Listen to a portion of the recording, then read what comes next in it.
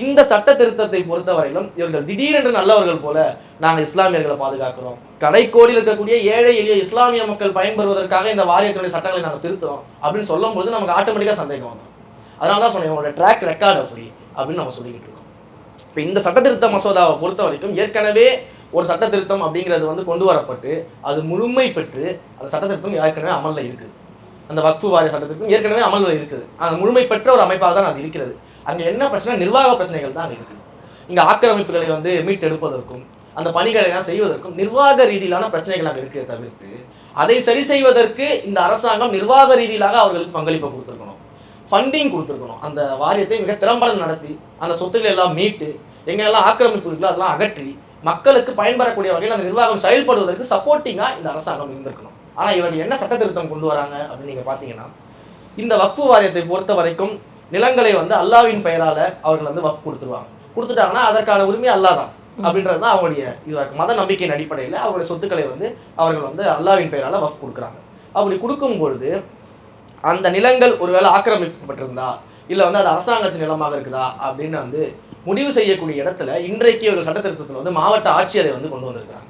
இதற்கான தேவை என்ன இருக்குது? முதல்ல ஏற்கனவே இருக்கக்கூடிய நிலையிலேயே அதை திறம்பட செயல்பட்டு இருந்தாலே அதையெல்லாம் மீட்டு இருக்க முடியும். ஆனால் நீங்கள் மாவட்ட ஆட்சியரை கொண்டு வரீங்க அப்படின்ற பட்சத்தில் எத்தனை மாவட்ட ஆட்சியர்கள் இஸ்லாமிய பெருமக்கள் இருக்கிறாங்க?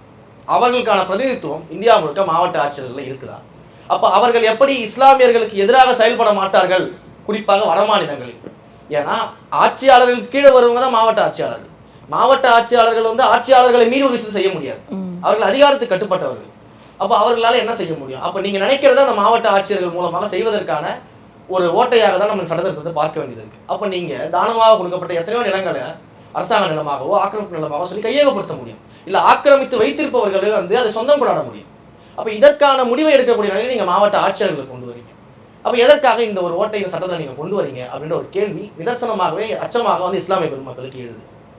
அதே போல் பெண்கள் 2 இஸ்லாமிய பெண்களை வந்து அந்த குழுவில் நம்ம கொண்டு வரோம், வாரியத்தில் இது வந்து கம்பல்சரி ஆக்குறோம், அவர்களுக்கு முன்னுரிமை கொடுக்குறோம் நீங்கள் பேசுறீங்க.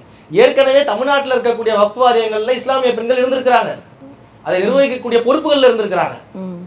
அப்போ ஏற்கனவே அந்த சட்ட திருத்தத்தில் அதற்கான இடங்கள் இருக்கும் பொழுது நீங்க இன்னும் புதுசாக கொண்டு வராமல் அந்த சட்ட திருத்தத்தை எதிர்த்து கொண்டு வரீங்க. அப்போ ஏற்கனவே இருக்கிறத நடைமுறைப்படுத்தினாலே போதுமே, நீங்க புதுசாக கொண்டு வரா மாதிரி ஏன் கொண்டு வரீங்க அப்படின்ற ஒரு கேள்வி நமக்கு எழுது. அப்போ இதன் மூலமா நீங்க என்ன சொல்ல வரீங்க? அப்போ இஸ்லாமிய பெருமக்கள் வந்து பெண்